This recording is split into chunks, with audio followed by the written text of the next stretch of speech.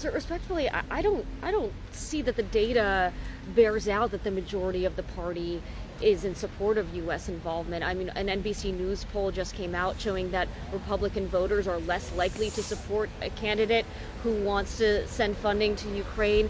You have former President Trump, who has praised Putin. You have Florida Governor Ron DeSantis, who has called this a territorial dispute. He's, of course, walked that back.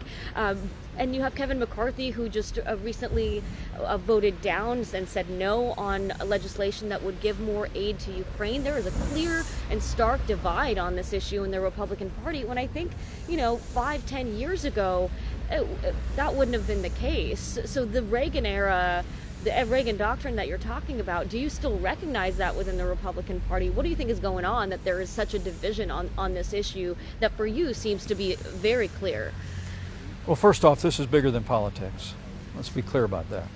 But politics has an impact. I really do believe that if Vladimir Putin and the Russian military were able to overrun Ukraine, it wouldn't be too long before they crossed a border where our men and women in uniform would be required to go and fight. And frankly, the second half of the 21st century could look an awful lot more like the first half of the 20th century. I think we stand with the Ukrainian military here, give them what they need, and so it's so much more important than politics. But I got to tell you, I've been traveling around this country since I left office 2 years ago.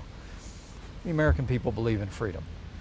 The American people believe our nation, rightly, is the leader of the free world. And I think this is simply a moment that calls for leadership. And it's one of the reasons that I'm running. I really believe that now more than ever, our nation needs leaders that will speak plainly with the American people about the challenges that we face around the world and at home, and brings real, clear leadership built on our timeless principles to bear.